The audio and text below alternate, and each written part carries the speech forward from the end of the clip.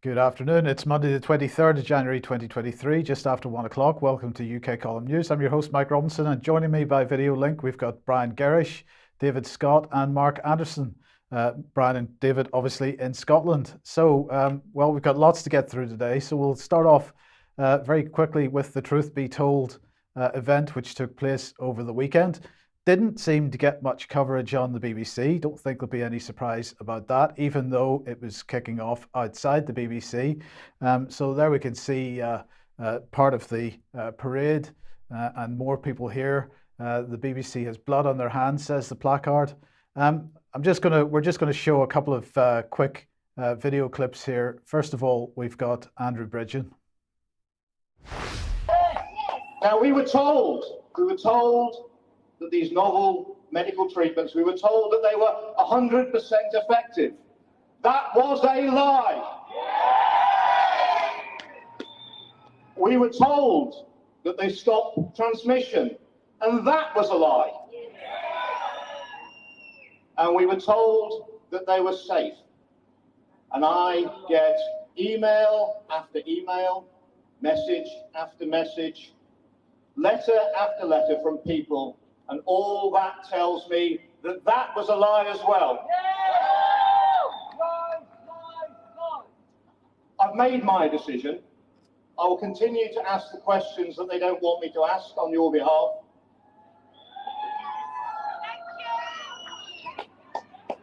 I think we still live in some sort of a democracy. Brian, I'm not certain whether Andrew Bridgen was saying that tongue-in-cheek about the democracy comment, I mean.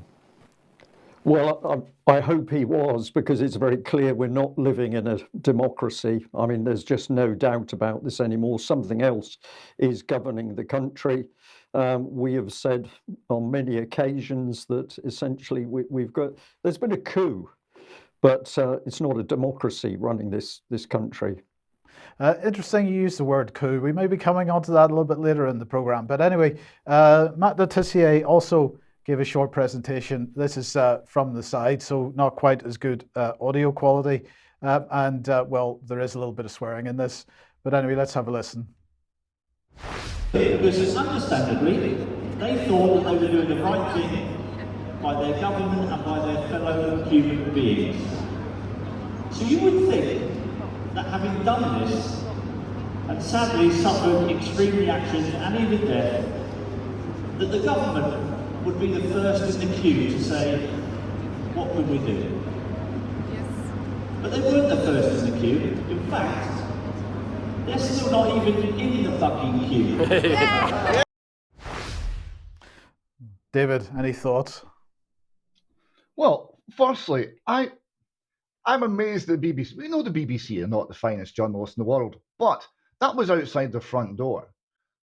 They have covered the Andrew Bridgen case, his suspension, Mark Hancock attacking him in detail, and there he was outside their office in front of a huge crowd of people, making a speech, and yet not a word. It's completely missing from the BBC website. So I think that, for a start, is a stunning omission, and it demonstrates the BBC are now in a position where they can no longer tell the truth because they're too frightened to. And some sort of a democracy. Alex and I, when we were last in Scotland at the previous meeting in Motherwell, were discussing whether or not it's a cryptocracy, a rule by hidden hands, or a kakistocracy, rule by turds. And that's a debate that's going to go on, I think. It is indeed. Now, if anybody wants to watch the full stream, it is on Children's Self Defence TV, so chd.tv. You'll find it on the front page there if you look for London Truth Be Told rally, giving a voice to the injured and bereaved. But let's bring Mark Anderson onto the programme. Mark, and well, over the last couple of weeks, we've been talking about an organisation called One Health, and you've done a bit of digging on this. Yeah, the Lancet, the noted health journal, medical journal, is explaining One Health in depth here. And you might recall I mentioned this as I've been exploring the World Pandemic Treaty that's slowly under development maybe more quickly than we think. And looking back at WHO meetings back this past October and everything since then, this concept kept coming up: one health, one world. And the Lancet is explaining in depth here what this is all about. They put out a online posting that consists of an editorial, 4 reports, and a summary comment. And the what we're seeing here on the screen is an excerpt of the 4th report, the 4th out of 4 of them. And this says here, and I'm reading the main narrative, which ties into the next slide: the apparent failure of global health security to prevent or prepare for the COVID-19 pandemic has highlighted the need for closer cooperation between human, animal, domestic, and wildlife, and environmental health sectors, which is very significant.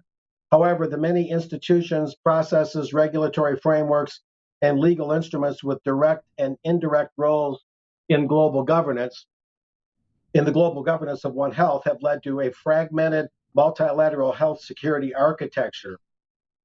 And it goes on to say, we explore 4 challenges, and that's the 4 reports I mentioned. First, the sectoral, professional, and institutional silos and tensions existing between human, animal, and environmental health. Second, the challenge that the international legal system, state sovereignty, get that, and existing legal instruments pose for the governance of One Health. Thirdly, the power dynamics and asymmetry in power between countries represented in multilateral institutions and their impact on priority setting, getting into some more globalese here. And finally, the current financing mechanisms that predominantly focus on response to crises and the chronic underinvestment for epidemic and emergency prevention, mitigation, and preparedness activities. I'll go on a little bit, which is not on the screen. Despite its broad and holistic agenda, One Health continues to be dominated by human and domestic animal health experts. Substantial efforts should be made to address the social ecological drivers of health emergencies, including outbreaks of emerging, re-emerging, and endemic infectious diseases. And get this, these drivers include climate change, biodiversity loss, land use change, and therefore require effective and enforceable legislation, et cetera, et cetera. But the really important part goes on before we get into a graphic that'll be up next on the screen. And this is really important. Listen to this. This explains what I just got into. The notion that the well-being of an individual is directly connected to the well-being of the land has a long history in indigenous societies. Now the term One Health has become an important concept in global health. The One Health high-level expert panel defines One Health, listen closely, as an integrated, unifying approach that aims to sustainably balance and optimize the health of people, animals, and ecosystems. It recognizes that the health of humans, domestic and wild animals, plants, and the wider environment are closely linked and interdependent. And it goes on to say One Health goes way beyond emerging infections and novel pathogens. It is the foundation for understanding and addressing the most existential threats to societies, including antimicrobial existence, food and nutrition insecurity, and climate change. Modern attitudes to human health take a purely anthropocentric view that the human being is the center of medical attention and concern. Mark, However, Mark, sorry to interrupt, but we can't see you there. So you had the paper in front of the camera, unfortunately. So just... I'm so sorry. My goodness. Yeah, I apologize. But anyway, to sort of summarize, it puts plants, animals, and people on the same ethical level. It doesn't recognize any special place in the world for human beings. We're simply another life form. And the illustration that we got on tap here kind of shows how things overlap. You see wildlife, and you see domestic animal, you see human, and they have their own spheres, their own spheres of influence, but then they intersect. And as you read through the material, it demotes humanity in terms of the you might say the pyramid of life. And has a leveling effect, again, to put us on the same level with plant life and animal life and wildlife. And this, of course, raises a lot of ethical questions because the Lancet's overall production here, the overall study, is about the World Pandemic Treaty. It's connected to that and the outlook for taking on any other pandemics that may come along. So they're looking at a major paradigm shift, not just making more vaccines, not just doing more medical studies and rolling out more boosters and things like that. They're actually reorienting how we look at humanity in the fabric of life. And it says here, the extent to which an international health treaty, human, animal, or plant, affects trade is linked to its success. Treaties that financially penalize states, despite good implementation, show the conflict between national interest and a public good. I'll go down to the main emphasized part in bold. However, prioritizing the national economy above IHR commitments might have negative health externalities, including suppressed reporting, delayed action, diluted outbreak response, and eroded public trust. So the national economies are going to take a back seat to the international health regulation commitments, which is the architecture of the World Pandemic Treaty. And it's a lot of globalese. It's a lot of rather complicated and dense language. But at the end of the day, again, it's about demoting humanity in the fabric of life. And here, going on, digging a little deeper, the Lancet Global Health Commission on High Quality Health Systems, which is the umbrella group under which the Lancet operates, is supported by funding from the Bill and Melinda Gates Foundation. So there's the Gates money again, no surprise, but a rather regrettable thing nevertheless. And there's another lady that's involved in this is Margaret Kruk. There's a little something about her. The Lancet Global Health Commission on High Quality Health Systems in the STG is a group of 30 academics, policymakers, and health system stakeholders from 18 countries. The commission will review current knowledge, produce new empirical work, and offer policy recommendations in a report to be published in late 2018, et cetera, et cetera. But it just shows Margaret E. Kruk. She's the commission chairman. We can move on from there.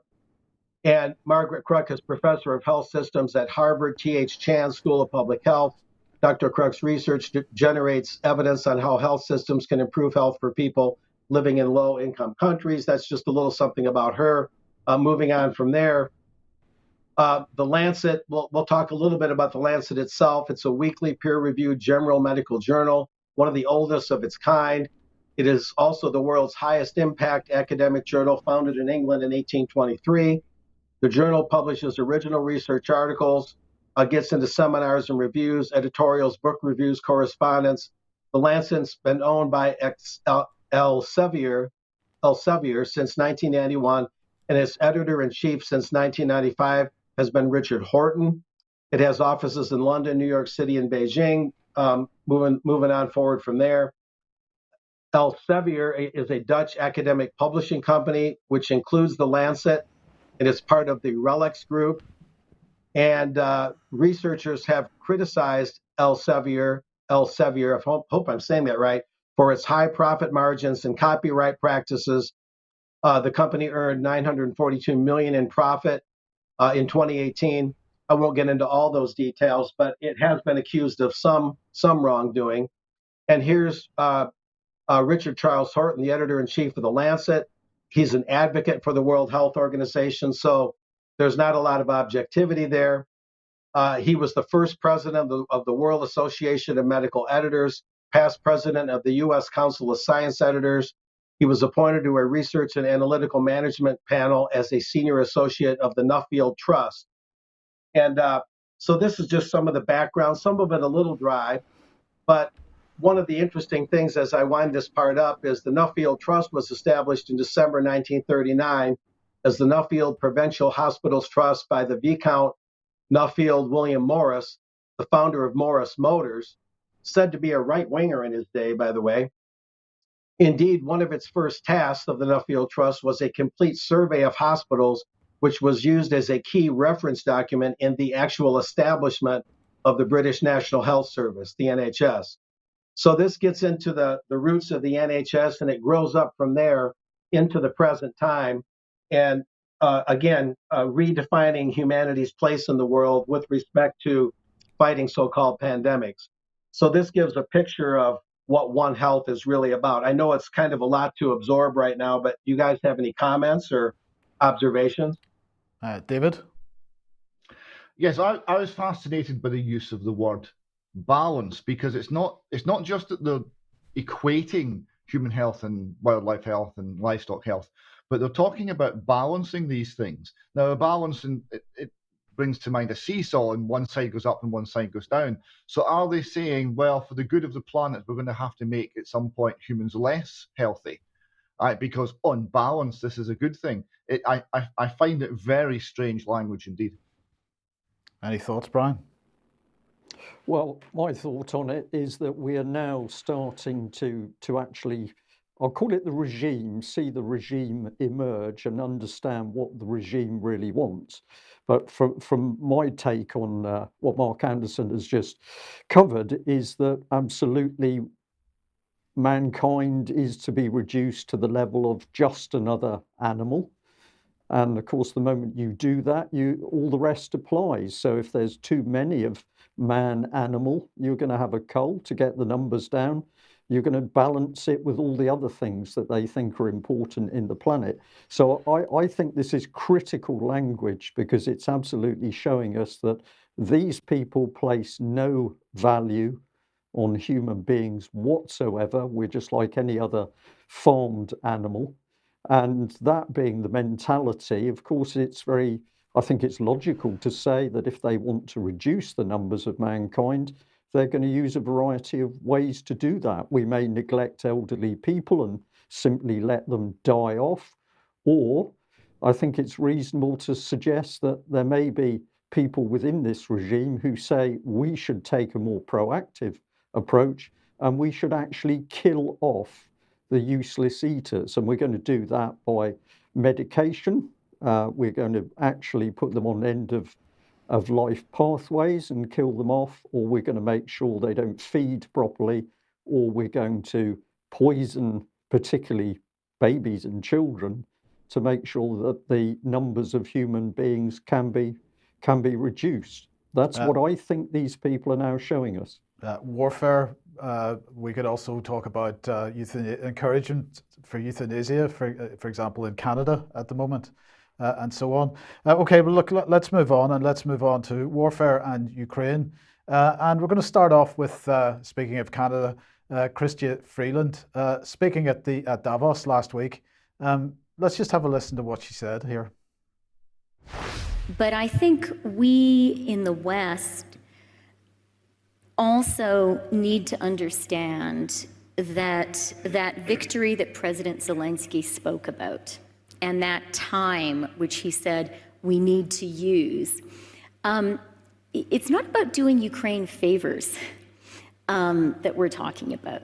Supplying Ukraine with weapons, and as President Zelensky very crucially pointed out, supplying Ukraine with the money it needs to win the war, is ultimately in our own self-interest. So I'm a finance minister, and if you were to say to me, what is the one thing that G7 finance ministers, G7 governments this year could do that's actually in our power, right? We don't control COVID. We don't control global supply chains. We don't control whether there will be immaculate disinflation or not. One thing where we have some real practical levers is we can help Ukraine win clearly, definitively. And if we do that, if that happens this year, you know it as well as I do, Fareed, that would be a huge boost to the global economy. Sorry, I should have said before we put Chrystia on, of course, she is the Canadian Finance Minister. So we're going to fund and arm Ukraine in order to push forward and develop the global economy. That seems to be what she's saying. Certainly what Maria Zakharova thought. Here she is. She said the granddaughter of the Melnikovist from the Nazi-allied Ukrainian insurgent army, who in recent years has repeatedly reminded herself by open support for the Nazis in Ukraine and Russophobic statements. Canada's Deputy Prime Minister and Minister of Finance, Chrystia Freeland, has stated publicly that Russia's defeat would be a huge boost to the global economy. This is a 21st century war for resources, plain and simple. So that is Maria Zakharova's attitude to this. Just to make the point about Chrystia Freeland and the Nazi connection, here's Consortium News from a couple of years ago, of 2017, in fact, the Nazi skeleton in the closet. Freeland's grandfather, according to Canadian sources, says Consortium News, her grandfather graduated from Lviv University in Western Ukraine with a master's degree in law and political science. He began a career with the Galician newspaper Dilo, published in Lviv. After the start of World War II, the Nazi administration appointed him to be editor of the newspaper News of Krakow. So strong connections there between her family in the past and literally the Nazi party. David, perhaps it's a stretch, perhaps it isn't a stretch, we don't really know, to say that maybe it's unfair to say that she feels the same, but this is certainly her background, and the support for that section of Ukrainian society has been pretty clear over the last several months. Well, she's a finance minister. This is how she identifies. She didn't identify herself as a Nazi. She identified herself as a finance minister, looking at international finance and international economics. So let's look at her economic prescription for a healthy economy. It's victory, not peace. It's victory.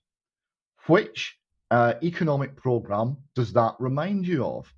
It's essentially the same as the economic program of Nazi Germany, which was a lot of public spending and a lot of boosting of the economy to a point where it was about to collapse, and then invasion of surrounding countries, and the solution to economic woes was going to be victory.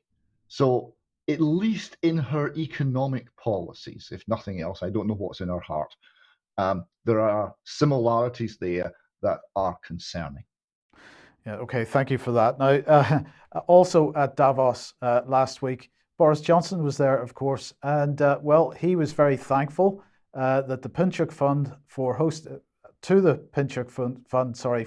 the Ukrainian breakfast at Davos. The session, he said, demonstrated the unity across nations that Ukraine must and will win. We must ensure that Zelensky has the tools he needs to finish the job. This is the moment to double down.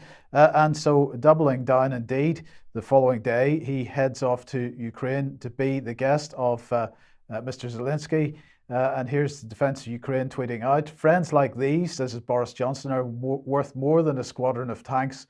We're glad to welcome Boris Johnson to Ukraine, a person who's been with the Ukrainian people since day one." Before we move on to the issue of tanks, Brian, what are your thoughts on Boris's trip, his continued support? What's he up to here?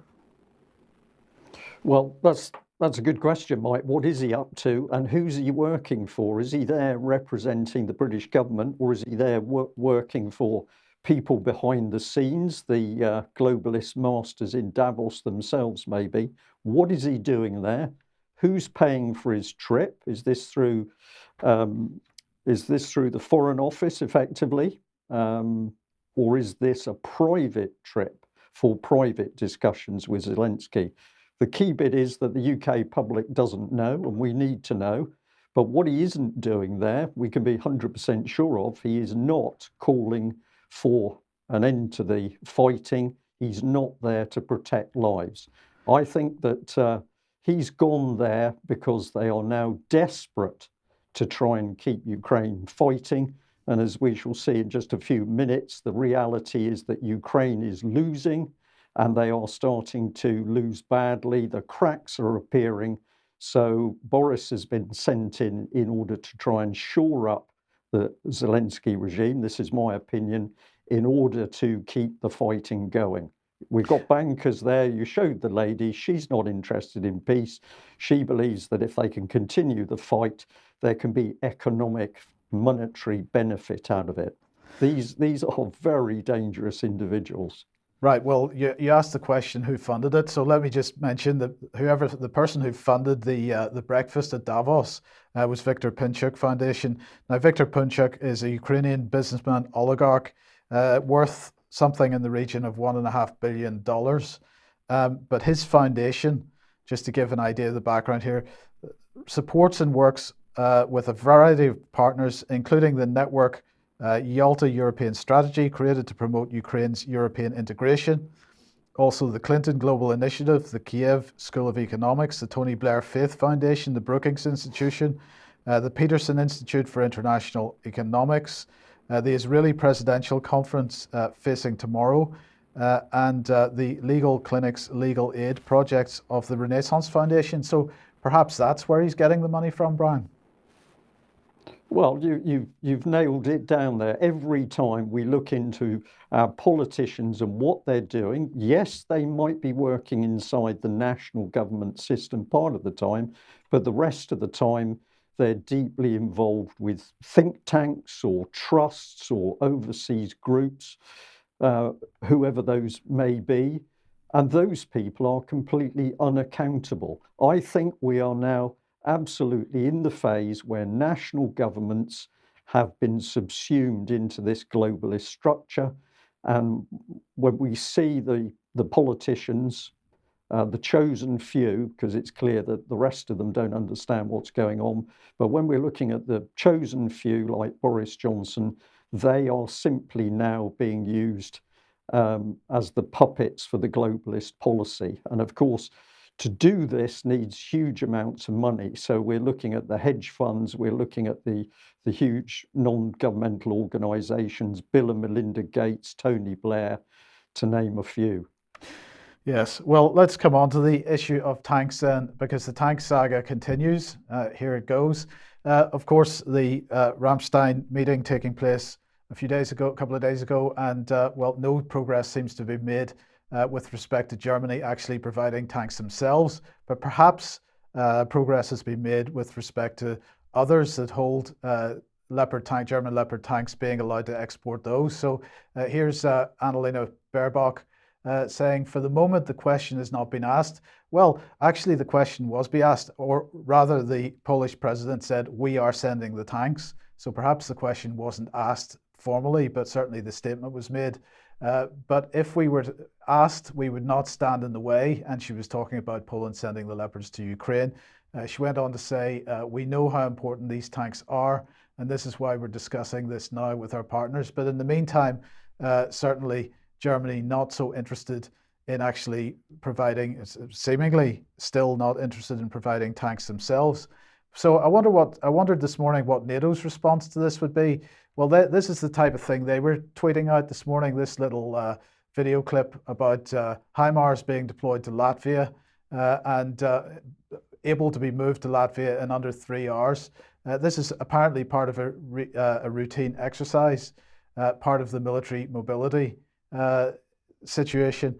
But as well as that, they were pushing out other little reports all about the multinational battle groups defending the eastern flank, and very proud of the fact that since 2014, and I think that's an extremely significant date, David, I don't know if you've got any comments on this, but since 2014, NATO has increased its troops in the eastern part of the alliance. So there's an admission here in this video that they pushed out this morning that they have continued to keep pressure on Russia.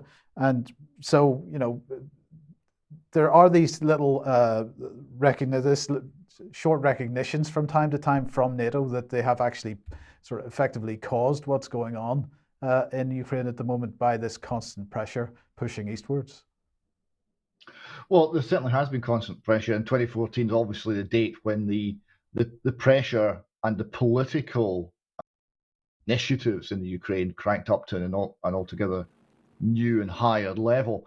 And okay, there may be occasional nods in the direction that yes, NATO has pushed the Russians to this, but of course, no one is looking at the 2008 declaration that announced that Ukraine would become a member of NATO. It was only a matter of time, and was already involved in the the accession process, member accession process for entry into NATO.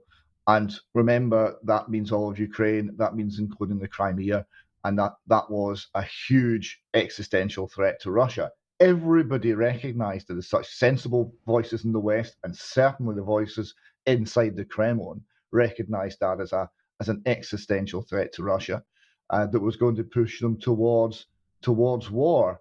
There's never been any real admission that NATO recognizes that Western governments and Western capitals recognize that, let alone wish to address it.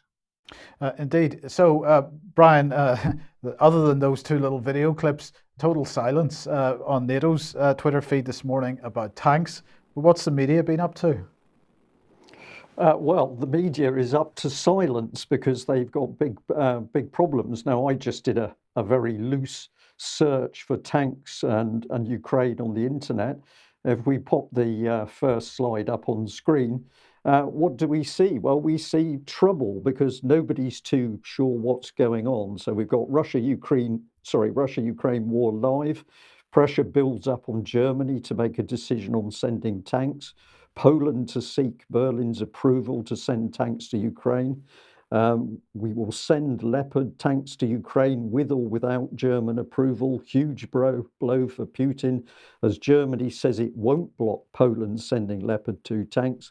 And the last one there, German foreign minister will not stop Poland sending Leopard 2 tanks to Ukraine. So at the moment, we've got a tremendous situation where nobody knows what's going on. There's utter chaos within NATO. Clearly, the Germans do not want to send tanks to Ukraine. And I think there's two big reasons for this. One, because there's still a groundswell of opinion in Germany that the Germans have fought a terrible war on the Eastern Front with the Russians, and many Germans don't want to get involved with that again. But I think the second problem is that the Leopard tank did not perform well in Syria. We've covered this on the UK column, but people can check it for themselves, that relatively inexperienced and ill-equipped forces in Syria were able to destroy the mighty Leopard. And that being the case, if the Leopard goes into Ukraine, the Russians are going to destroy this pitiful number of tanks. And what is that going to do for the German arms industry? Well, it's going to be an advert, don't buy our tanks because people destroy them. And that, I believe, is the key reason why the Americans don't want to put the Abrams tank into Ukraine. Yes, it's very heavy, and that's a problem on soft ground. And the ground is still soft in many areas. But the key bit is that when those Abrams tanks go into Ukraine, the Russians are going to destroy them. And the pictures of those destroyed high-tech, supposedly NATO tanks, is going to wreck the arms industry. So part of what's happening here, I think, is political within NATO, but you can be sure that the military-industrial complex is pushing very hard that they don't want those tanks to go in. But here's the real stinger.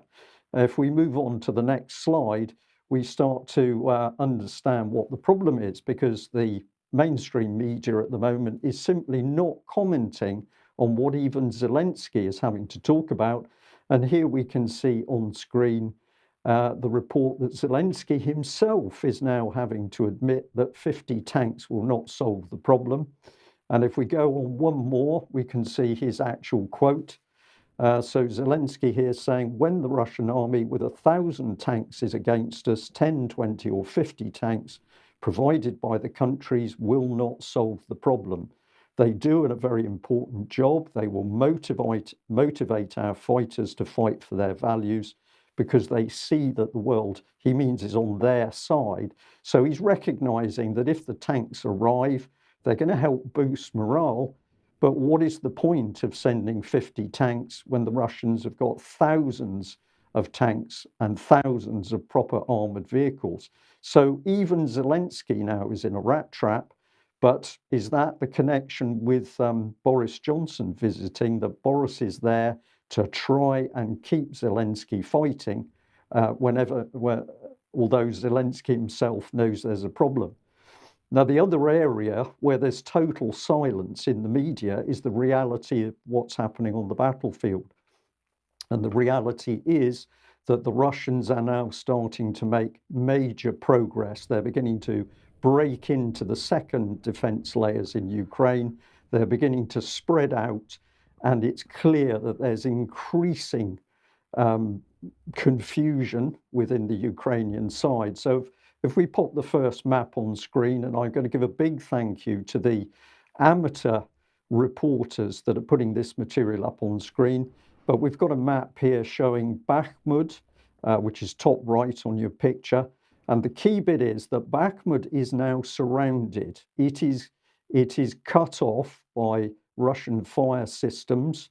It's drawn in thousands and thousands of Ukrainians. Their casualties have been horrific.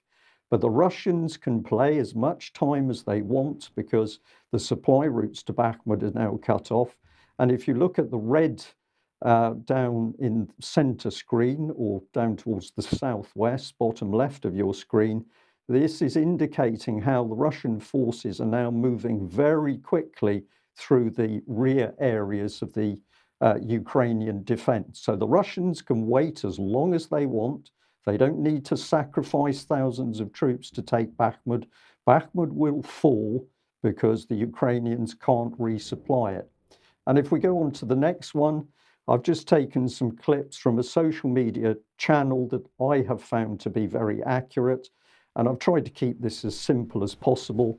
But you've got some arrows on screen giving a general indication of how the Russians are now moving forward. I'll do the one on the right of the screen first, because this is showing how the Russians have cut off defenses to the north of Bakhmut. The one on the left of the screen is showing what's happening in the southwestern sector. And if we go on to the next two map slides, we've got advances around New York. Yes, that is the real name of the place. And also defenses around the Solidar area. So Solidar, still not recognized as having fallen by the Ukrainian propaganda, but the reality is that the fall of Solidar was the key piece in the puzzle for the Russians. This has allowed them to surround Bakhmut, and they can take their time until those soldiers either fight to the death or surrender. But the key bit is that the Russians are moving through the rear areas. And if that wasn't bad enough, the Russians have also started to attack in the Zaporozhye region. This is the central southern front in Ukraine.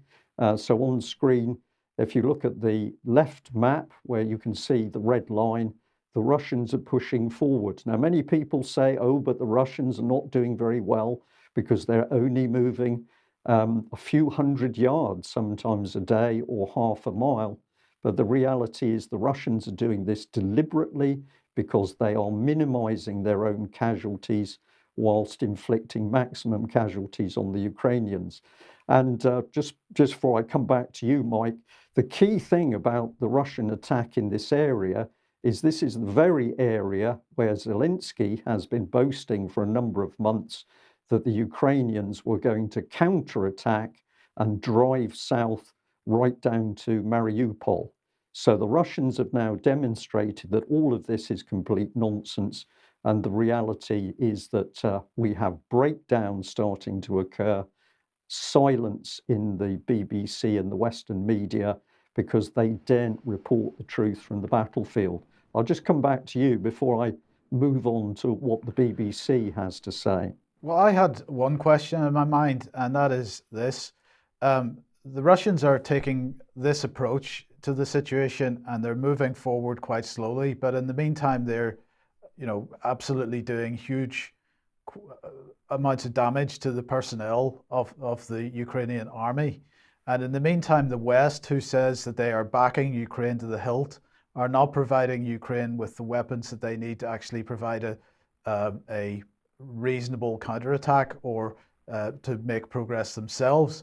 And this sort of reminds me very much of the First World War, Brian, where, we're moving forward a few hundred yards, we're moving back a few hundred yards, and progress is never really being made except that people are dying in huge numbers, and it just seems to me that or is it wrong to say that the West has taken a decision to allow this to happen?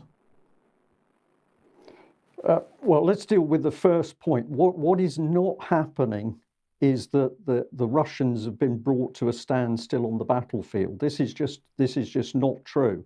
The Russians have been happy to be in a position where they can simply shell the Ukrainian army to pieces. And if we come back on the losses, the most accurate figures I come across, let's do one with a bit of detail to it. It's talking about 125,000 Ukrainians killed, but on top of that, 35,000 missing in action believed killed. This brings us up to this 150,000 Ukrainian killed figure, with probably 500,000 wounded on top of that. And because of the shelling ratio, which we've talked before, Russia outshelling the Ukrainians by 6-1, 9-1. This has been going on for months. The Russian casualties compared to the Ukrainian casualties are very small. So the Russians can drag this war out much longer than Ukraine can because they are destroying the Ukrainian military. The other factor is that it is clear the Russian army has made a decision it's going to minimize casualties in the Russian army, and therefore they're working through these defended areas which extend still in many places behind every hedgerow, every small village.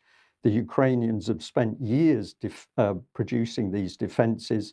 The Russians are absolutely not wasting soldiers on them. They're just methodically moving through and destroying them.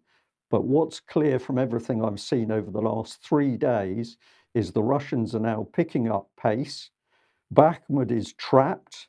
It's been the death place for tens of thousands of Ukrainians. And now we're seeing the Russians starting to move forward again. So I'm going to say what I think is going to happen is you're going to see increasing breakdown in the Ukrainian defenses. And so I may not have got onto your second question. This is not World War One. What is NATO doing? Well, I believe that NATO is now suffering from its own propaganda. They believed that they could create a war where the Ukrainians could cause such devastation to the Russians would be caught in a bog of mire, and ultimately they'd suffer the casualties. This would destabilize Putin, and NATO could get its regime changed. The warfare has not delivered that. What Putin and the Russians have demonstrated is that their missile system has transformed the battlefield. So Ukraine has been destroyed, its infrastructure destroyed. It no longer functions as a country. It's reliant on the West. And the West, certainly as far as munitions and weapons goes, does not have the industrial capacity to give Ukraine the weapons it needs to win. So the reality is NATO has delivered itself into a situation where it is NATO that is losing as the Russians demonstrate the power of their armed forces. And this is a pretty difficult thing for me to say as a man who was there on the NATO side during the Cold War. But if I look at what's happening on the battlefield, it's clear that Russia has completely outclassed the West, and NATO is now floundering around. But let's just move on to what the media does and does not report. And I've got a front page from the BBC. This was from earlier this morning. And what do you notice on it? You notice that there is no comment on the battlefield. There's nothing to do with the fighting. These are hype articles. But let's look at the one I've highlighted in red in the center. What does the BBC report? Well, if we bring it fully on screen, Russia, Putin's Kremlin targets LGBT in new crackdown. So we're not talking about tens of thousands of Ukrainians dead and dying. The BBC is trying to switch people's attention to the fact that Putin is such a nasty man. He's brought in a law to stop the sexual grooming of children, essentially. And if we go through to the main part of the article, we've got a journalist called Will Vernon. He's on about a monster drag queen in Russia, who's very proud as he puts on the makeup in front of a mirror, a rainbow flag adorning the wall. But what's he worried about? Putin's brought in a new anti-LGBT law, and this is going to bring in fines for anyone caught indulging in what the Russians are calling the propaganda of non-traditional sexual relations. So never mind the war in Ukraine, never mind 150,000 dead Ukrainians and 500,000 wounded, never mind any of that. The Russians are winning. Switch attention back to the fact that the real issue is we've got to allow drag queens to be alongside our children. It's outrageous. Perhaps I could just ask David if he'd like to respond on this. He was with me when I discovered this article this morning, and I just found it so disgusting. Well, I mean, it is outrageous because they're not reporting the news and they're trying to run. They're trying to pick out a particular individual, right, who has extreme views on what you term sexuality, queer theory, and all the rest of it, and they're trying to make a cause of that, which is the same cause they're pushing in the West, and they're ignoring all of the reality. They're ignoring reality everywhere, and there's an increasing unworldliness, an increasing tendency for the BBC no longer to be anchored to anything substantial.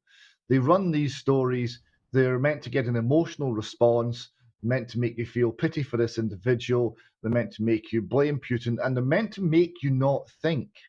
It's an offer to you to put your brain into neutral, not analyze anything, and just feel the emotion and go with the mob.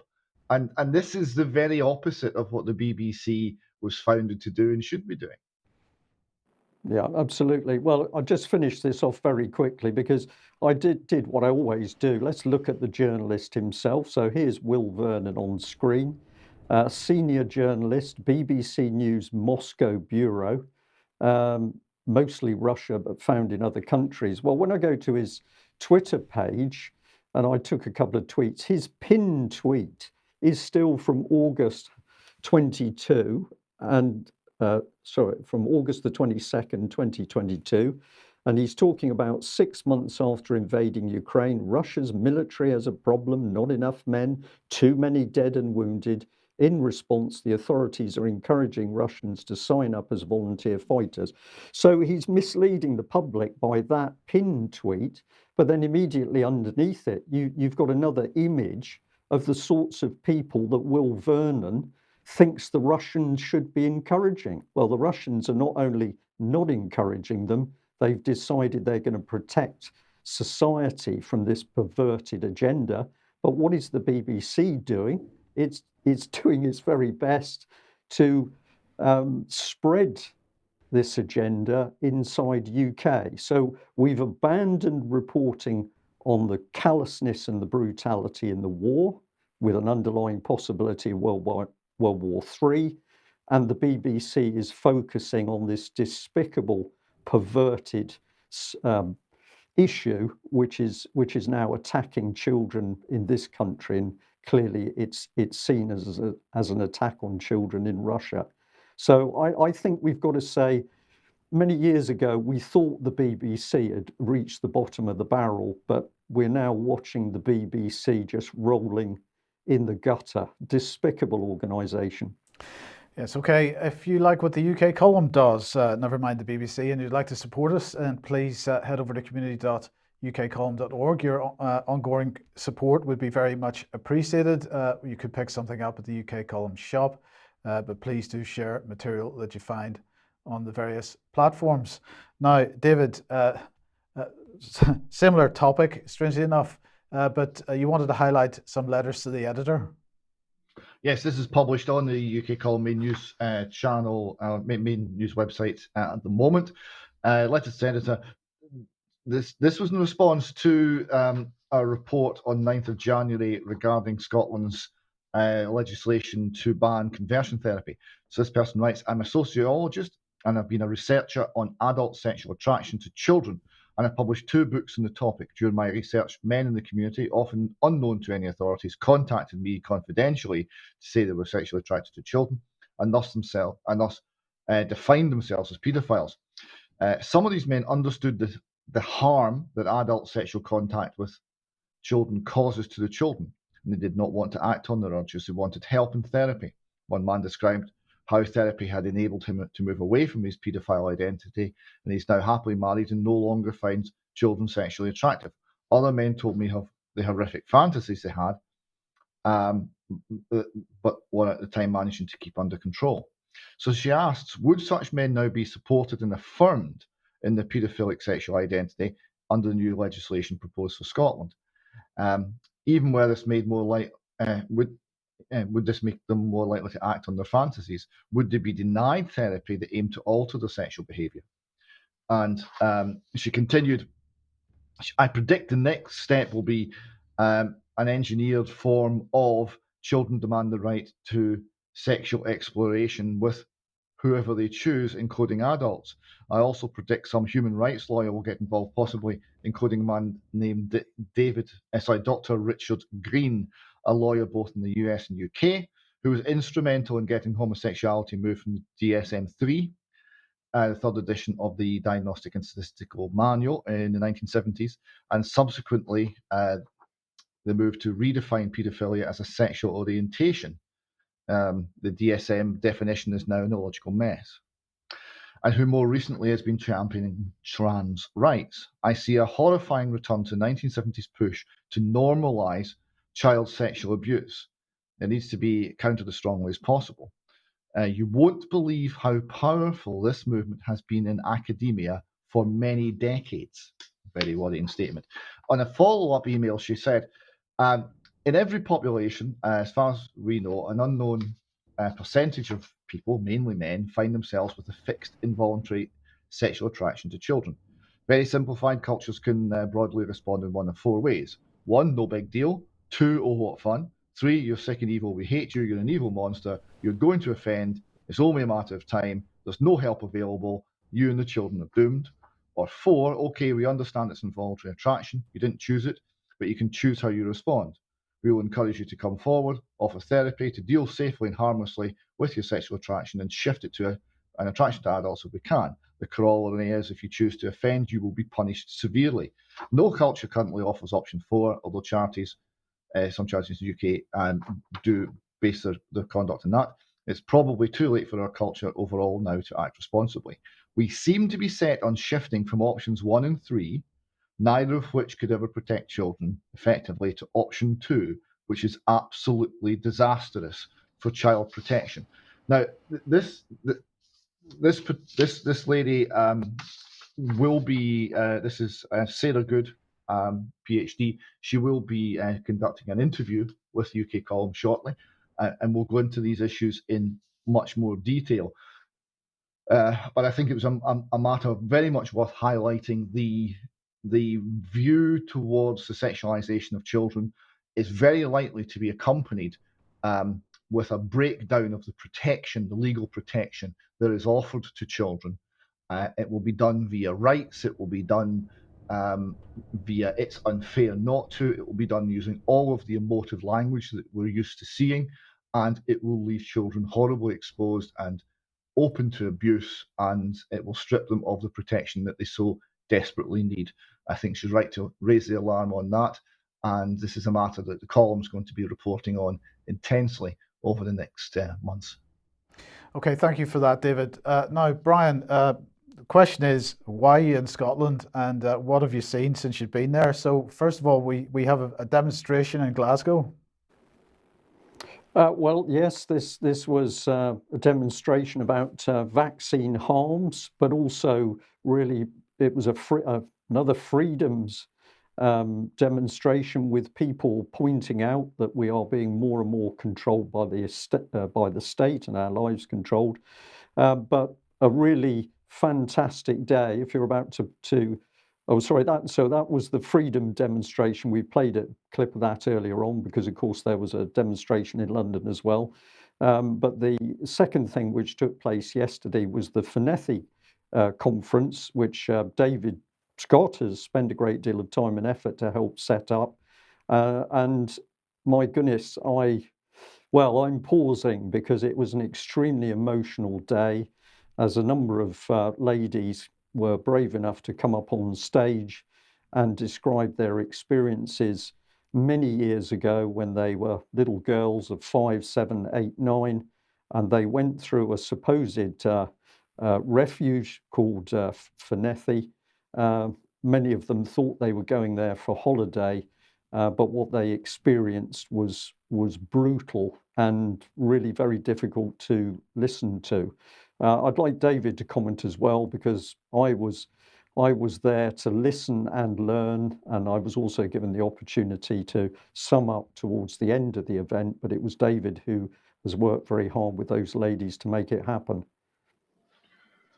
Well, it was a very emotional but really very tremendous day. The courage of the ladies who spoke was actually inspiring. I mean, more than one of them, you could see them, the nerves, the difficulty they had in standing up, but they did it anyway, and they spoke to their colleagues, the other women who were there.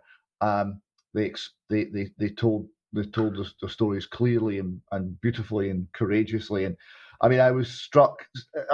There's some things that really left a huge impression. Many things did. One of them was, as they described their experiences as little girls under a brutal, aggressive, sadistic environment where fear ruled.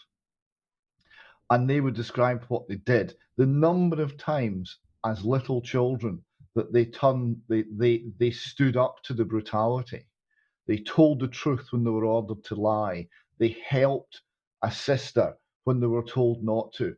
The courage they showed both then and now is very inspiring. The day was the day, as it developed, it got more and more positive as we started to talk about positive things we could do, and we started to talk about the next steps. So that was extremely encouraging. We will be putting this all together as a video. It'll probably take a couple of weeks to edit it all down, and we'll be putting it out as a single video of the Fenethy conference. I hope people will watch. Some of it is a difficult watch. Some of it is upsetting. It has to be admitted. But overall, it was an inspiring day, and it was a privilege for Brian and I to be there. Mike, if I could just come back in, we've got 3 images of the conference which we can pop up on screen. It was opened by a gentleman called John Shields. He's experienced truly horrific things with the establishment in Scotland over what happened to his own son. The second image, we've got David doing his role of organizer and liaison man, I think, with the Fenethy survivors. So he's miking up one of the ladies. Now, some of the ladies have agreed that we can show the footage. Some were happy to speak, but they wanted to remain anonymous to the wider public. So we will, of course, adhere to that.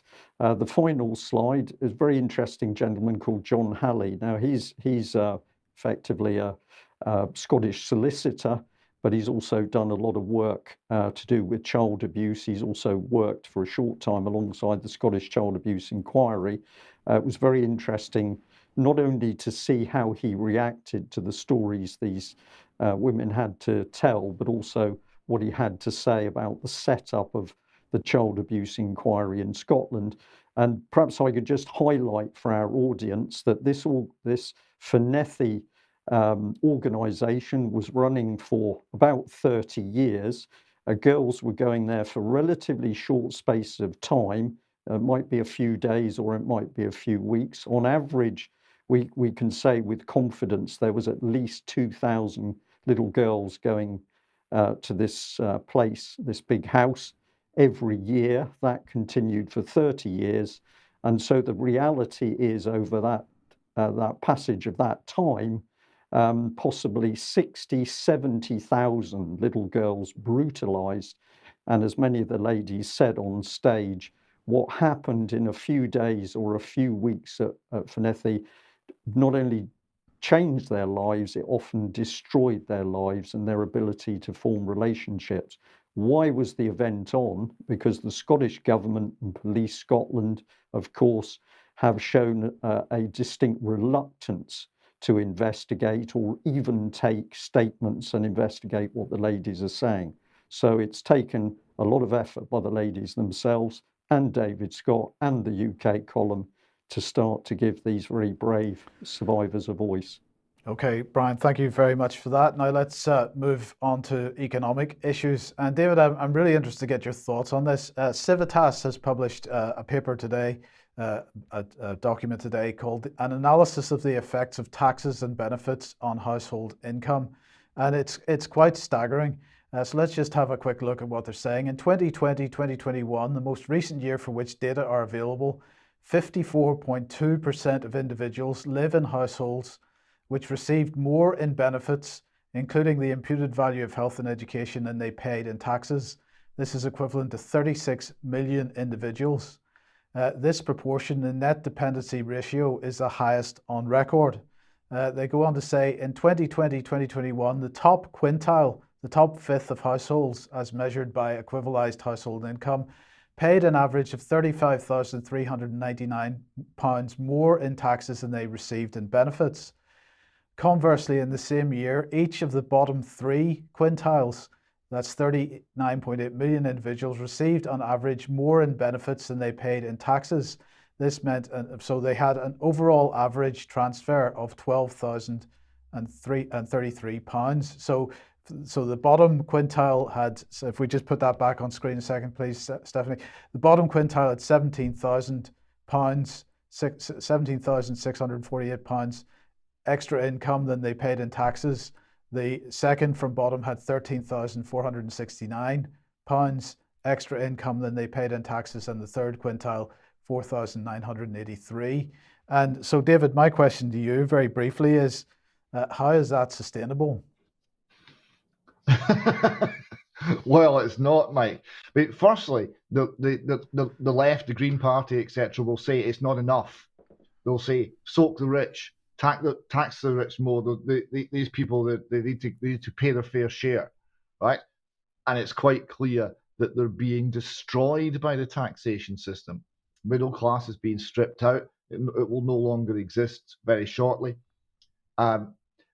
We're getting into a point where it's diminishing returns, because the more they tax the productive and successful parts of the economy, the smaller they get. The power to tax is the power to destroy. But actually, worst of all, is the effect it has on the poorest parts of society. The destruction, the moral destruction of the poorest parts of society, the dependency culture, the hopelessness that all of this breeds is cruel. This is a failing system. It's a system that is running on empty, and it cannot be sustained. But it's not sustainable. It's not just about cruelty, is it, David? Because of course, if you've got a significant proportion of your population absolutely dependent upon income coming from government, there's very little scope for protest or any opportunity to say anything about the government, because the danger is you have your income taken away. Well, it used to be called bread and circuses, and it hasn't really changed much since Roman times. One of the big problems with democracy is once people figure out they can vote themselves other people's money, it's all over bar the shouting. But one of the biggest problems we have is the state control. How many people accepted the COVID lockdown and all the rest of it because they were simply habituated to saying yes to government, because government was the big daddy that was handing out all of the goodies. So they're not going to object. It's buying people's loyalty. It doesn't work as an economic system, but it does work as a control system. Okay, well, staying with economy then, let's head over back up to Scotland and transport. Yes, several things on transport. So, Transport Scotland here have announced that we're going to drive less. 20% reduction in car kilometres by 2030, they say. So this has been decided. No one's asked us, but we've been told by the great and the good. Now, they justify this in an interesting way. Transport is Scotland's biggest contributor to climate change, emitting over a quarter of all greenhouse gas emissions.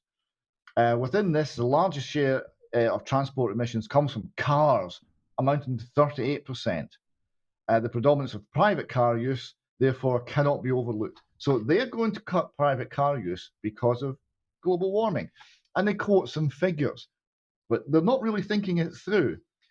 The level of CO2 in the atmosphere is 0.04%, 400 parts per million. 3% of that comes from man-made CO2. The rest is natural. Of that 3%, Britain produces just under 1%, about 0.9%. Of that, Scotland produces about 9% of that.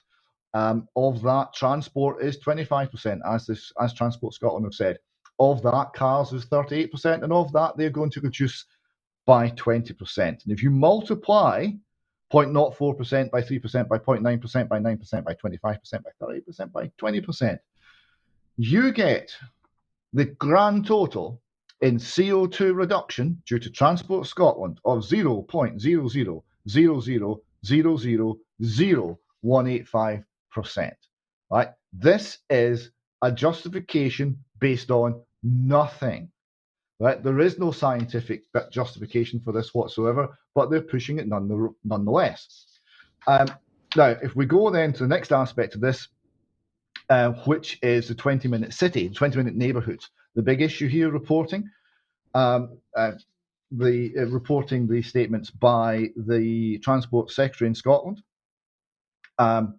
who said that they're going to use planning reforms, have been approved this week, to create 20-minute neighbourhoods, to prioritise tackling the climate crisis and reaching net zero.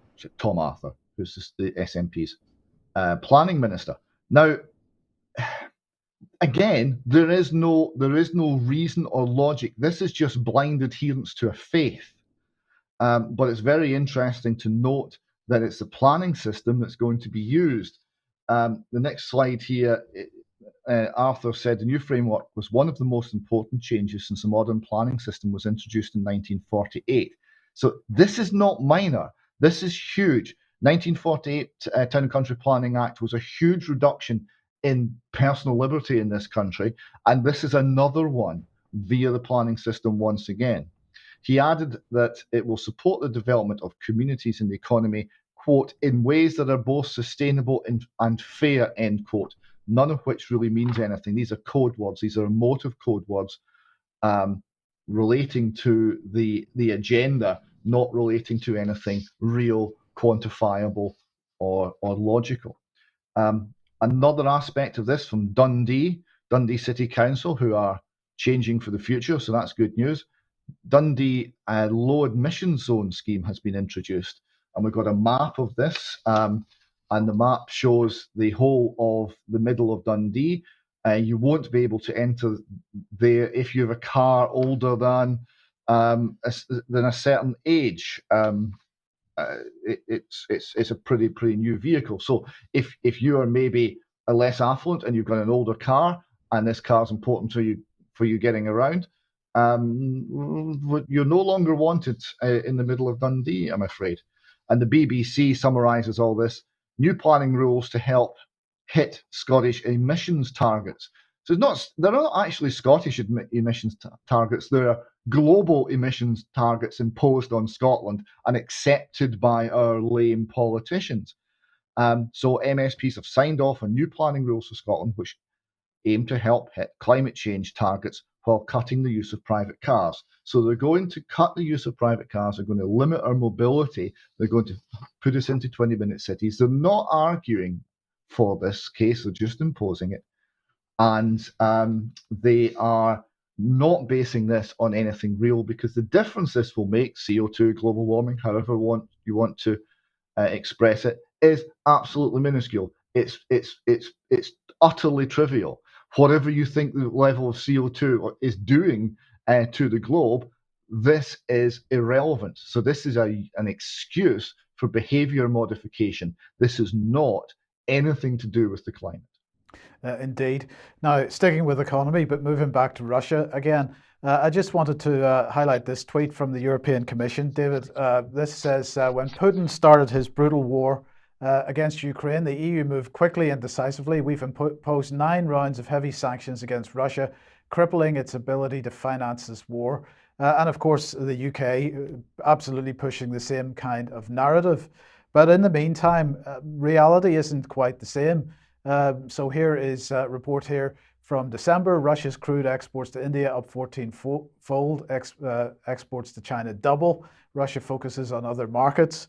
And then we've got Reuters here. Russia posts record current account surplus of 227 billion in 2022. So it doesn't seem to be working too well. So I just thought we would have a look at some of the measures. Now, these numbers are widely publicized. But if we look at exports, for example, the EU, because they're tweeting out, so I thought I would look at their. So they suggested that Russia's exports would fall by 30%. They've actually risen by 14%.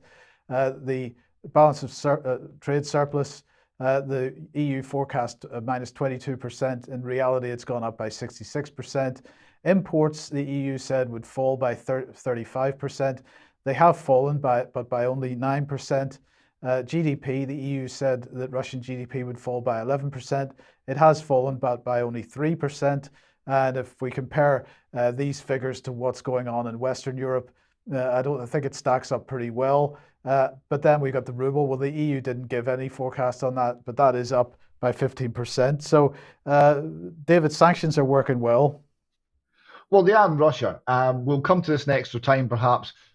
Japan's not looking so good. There are many things we've been reporting on this weekly on the column.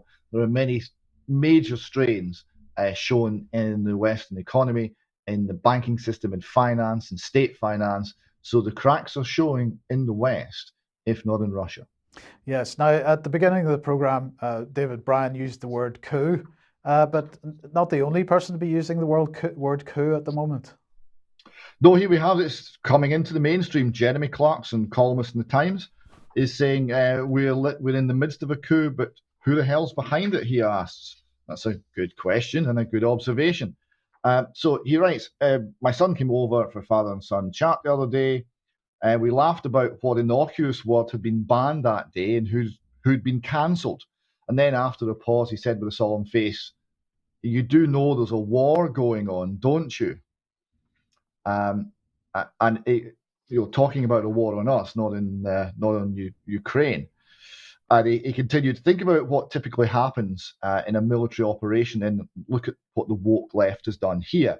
It seized control of our television and radio stations to such an extent that last week Sophie Raworth said on the BBC News at 6 with a straight face, and now over to our LGBT and diversity correspondent. And he concluded, at least Arthur Scargill had the decency to get on a soapbox and state his aims in public. This lot don't. They sit at home, hiding in the impenetrable shadow of anonymity, inventing new rules to ensnare anyone and everyone they deem to be unworthy. Monty Python joked in the Spanish Inquisition sketch that it was a crime of heresy by thought, but today it's a reality. Now, this is a good article. There's a couple of things that aren't quite right. These people don't sit at home. They sit in Parliament, they sit in think tanks, they sit in our institutions, they sit in academia, they sit in many important places because they've had the long march through the institutions and they sit in our institutions now. But that aside, this is a sound observation that it is a war. And Mr. Clarkson, welcome to the battlefront. Yes, indeed. And Mark, sticking with politics and so on, head over to the United States now. And well, Patrick a couple of weeks ago was talking about the issue of selecting a new speaker for the Congress. Now, of course, that speaker was indeed elected eventually after countless rounds of voting to try to get him in. But what's the latest going on here? Well, this is kind of about the substance of it. and the range of opinions that have been put out about it. Initially, the media portrayed the selection of the new House Speaker as almost pure chaos, largely pointless, and party infighting in the Republican Party. And what we're showing on the next slide here is an article at republicbroadcasting.org, where I do a weekly radio show. And this talks about the Freedom Caucus, which is about 46 key Republicans among 222 Republicans in the U.S. House. And that's compared to 212 Democrats. That's the current balance. But the Freedom Caucus, as Wayne Root is pointing out in this RBN article, there's a point to all of this. It's not just a bunch of pointless chaos. The Freedom Caucus made McCarthy the House Speaker, and it's dependent on a number of key reforms. Now, the next slide is you might say, the left-wing view or the center-left internationalist view on this. This is from the Brookings Institution. I won't comment much on this except to go to the next one after this. And this is what the Brookings Institution has to say about it. Unlike past factions that often occupy the political center, making common cause with minority party lawmakers, far-right Freedom Caucus members, there are 46 of them, generally hail from safe red, aka conservative seats, and often vote against large bipartisan deals. Some of them spearheaded efforts to keep former President Trump in office after he lost the 2020 election, and almost all of the returning members of the House voted in the wake of the January 6th attack on the Capitol to overturn the results of the presidential election. Once again, they're trying to say the conservative congressmen who suspected election theft were trying to overturn the results when, in fact, they felt the election had already been overturned and they wanted to correct that. So it's a constant mischaracterization of what went on in those November elections in 2020. Moving on, in this same slide, many Freedom Caucus members demanded that Republican leaders loosen the procedural reins. That's because in recent decades, House majorities have centralized authority over the agenda in leaders' hands. So even the Brookings Institution is admitting here that with the Freedom Caucus given Kevin McCarthy conditions to be House Speaker, the Speaker himself is not going to have so much power and so much sway over the House agenda. So let's say the House wanted to try and end the Fed or do something more dramatic. It might become a little easier to do more a paradigm-shifting legislation. And this is what the more conservative so-called right-wing writer William or Mr. Root had to say, Wayne Root, excuse me.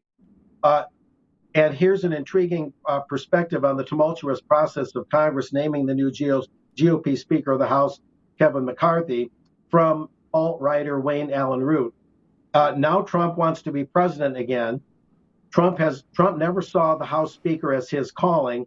He was flattered by my idea to be House Speaker for a change, but he never wanted the job. House Speaker takes up too much time. Trump needs to be free to run for president again. So there's this rumor that Trump is going to run again. Trump plays chess at a much higher level. My idea, Mr. Root is saying, speaking in the first person, was a good one. Trump just made it happen in a different way. You see, Trump is the newly elected House Speaker, just not in name. In name, the title goes to Kevin McCarthy. But guess who got McCarthy elected? Trump. And guess who controls McCarthy's every move as House Speaker? The MAGA, America First, loyal Trump members of the Freedom Caucus. So this might sound a little fantastic on the surface, but this is how wide-ranging the views are on the speakership of Mr. McCarthy. On the one hand, that he's just a toady for a bunch of disgruntled right-wingers. That's what the left wing says. On the far extreme, you might say to the right, they're saying that he's actually acting in Trump's stead to kind of set the table for Trump to return to run for president again in 2024. And so that just kind of provides the perspective at the widest possible range, a look at the widest possible perspective on what's going on there.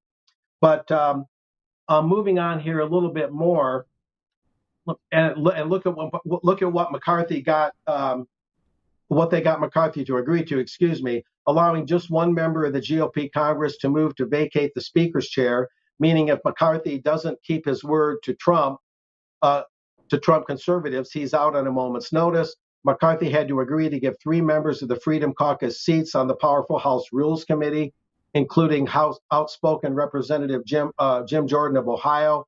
The new draft rules McCarthy agreed to will prevent any new increases in spending. Any legislation that increases spending will never see the light of day. Raising of the debt limit will be very difficult, or at least, somewhat more difficult. And then to summarize, McCarthy also agreed to a requirement for 72 hours before any bill comes up for a vote, meaning that members now have time to actually read a bill before voting on it. Well, we can hope so. McCarthy agreed to allow floor votes on term limits and border security. Get that? I put special emphasis on that. So term limits and border security, like I say, more dramatic changes might get more attention and be more achievable. And summarizing here, McCarthy agreed to establish a committee to investigate the weaponization of the federal government, in particular efforts by the FBI and national security agencies to influence elections in favor of Democrats and punish conservatives. And finally, McCarthy's first act as House Speaker was to repeal funding for 87,000 new IRS agents. The Senate probably won't pass that repeal, and Biden doubtly pretty much would not sign that. It's doubtful that he would sign it, that is. And so, nevertheless, it's seen as a symbolic thing. The only other thing I'll add to wind this up is the Freedom Caucus's the Freedom Caucus's view on Social Security, however, I would say myself, in my opinion, is somewhat wrong-headed. They're talking about trimming it way back, possibly, always speaking of Social Security as an entitlement. But I took part in a economics conference back in 2011 called Economics as If God Mattered. And E. Michael Jones, the noted Catholic author, was there. And they talked about the fact that Social Security is deferred wages. It's the wages workers put into the system, and they indeed are entitled to collect and not have them arbitrarily cut. So that's the one, you might say, flaw or potential flaw among an otherwise pretty sound Freedom Caucus agenda. So this is what McCarthy had to agree to, and this really kind of shows the whole perspective on this whole issue. Yeah. Okay. Thank you very much for that, Mark. I know David wants to come back to you on that last point, but look, David, we're absolutely out of time for the main news, so we'll keep that for extra. But Brian, we're going to finish with a little bit of video if you'd like to introduce it. Okay, thank you for that, Mike. Well, it's been wonderful to be up here north of the border, and I'd just like to say we met so many wonderful people in Glasgow, but I've been talking to people in other places as we've moved around a little bit up here. But David was kind enough before the march on Saturday to take me to a very beautiful part of Scotland, not too far north of Glasgow. But we took a little bit of video clip because we thought we would like to share the peace and serenity with our UK column viewers and listeners. So this is just a little bit of video clip that I took with my phone, but I thought it was so wonderful, we thought we'd share it as they play out for today's news.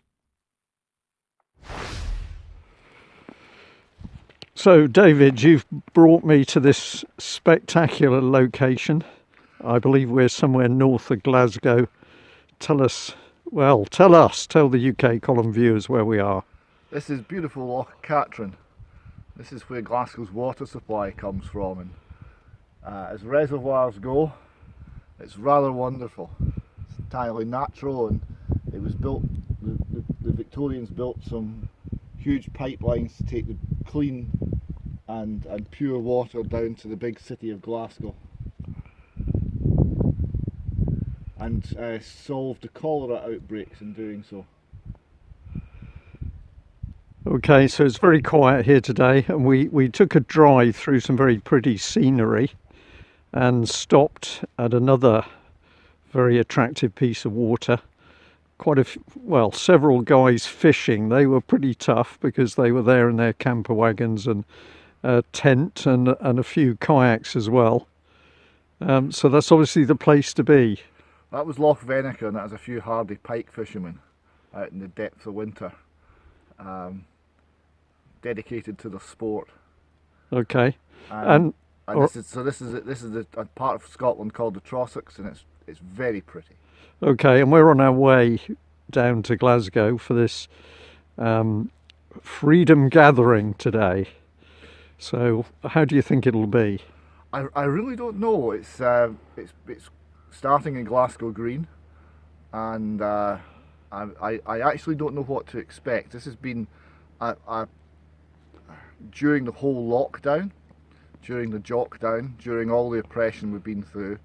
These hardy souls have gathered at Glasgow Green very frequently to give one another support and encouragement, and they're still going there, and they're still talking about why we need to be free and what the state's doing that's making us increasingly less free.